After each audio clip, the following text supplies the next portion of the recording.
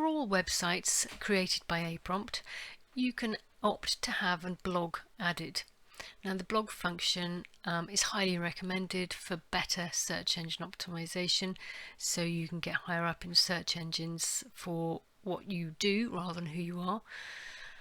So to add a blog post, you click blog in the column on the left hand side, and you can view all articles by clicking all articles. You can view all categories by clicking all categories. You can add a new article by clicking new article, or a new category by clicking new category. You can add as many categories as you like and as many articles to each category as you like. So I'll show you what the categories look like. We've got 3 test ones. So I've got 1 article in that category, 5 articles in that category, and 11 in this category. To view, add, edit or delete articles in a blog category, you click on View Articles, or you can click on All Articles. It's the same place, but this one is applying a filter to show only blog articles in this particular category. If you want to see all articles in all categories, very easily you just click all articles. To add a new article, click New Article, and here we have a blank settings for the blog post. I will show you one that has previously been added, so we're just going to edit this one.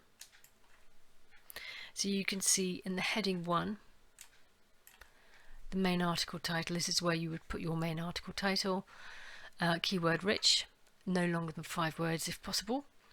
Then your content is here. This is just like Word, so you would format it as you want. So if you want a heading, a subheading for instance here, let's get rid of that comma, you just highlight the word, click from the paragraph drop down menu, heading 2, and then if you want, let's say, another heading,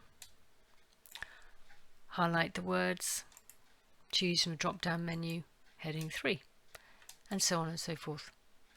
If you want to add an image, put your cursor roughly where you want your image and click Insert Image, or you click the Insert Image icon. Click the magnifying glass, choose an image,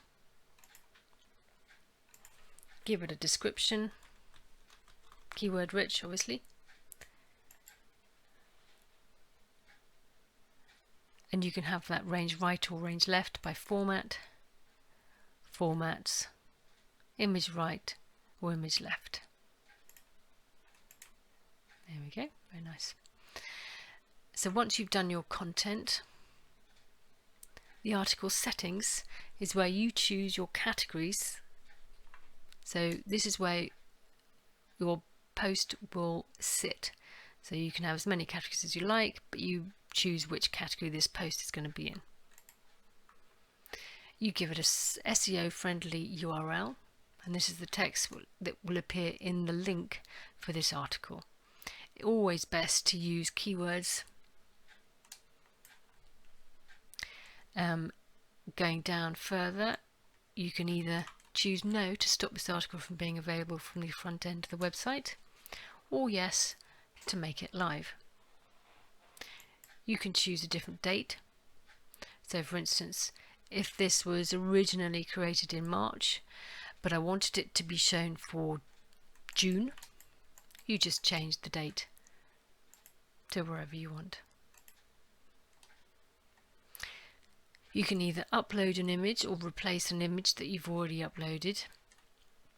If we're going to replace an image, click Replace Image, and then you can drag a file or add a file.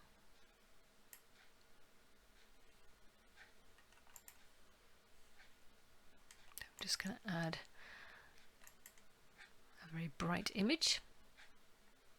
So you will see for each website that aPrompt develops, they will, each website admin area will tell you how big your image needs to be. So in this case, it needs to be 1280 pixels wide. if you pass your mouse over any of the fields, you will see that a little snippet arrives and it tells you what you need to do. So in this case, in the article snippet, it's a short summary that will appear in the latest news bar if you switch that snippet on within your web page. With the head and meta information, this is the browser title. Notice that it's all camel case, and that means each letter, each first letter of each word is a capital. You would enter your keywords and your meta description here. If you'd like to know more about how to write blog posts for search engines as well as your customers, then please get in contact with Kirsty by calling aPrompt, and you can have SEO copywriting skills training. This takes you through how to write, what to write and why you're writing it. Okay, so once you put all your content in, you just click Save Changes, and that's your blog post live. You can also add tags to each blog post, and a tag is part of a filtering system that helps your users find articles. So once you've added a tag, your website will remember the tags, so it's easy for you to select them. And you can take them off if you want to, just by crossing them. Okay, that's it. Thank you.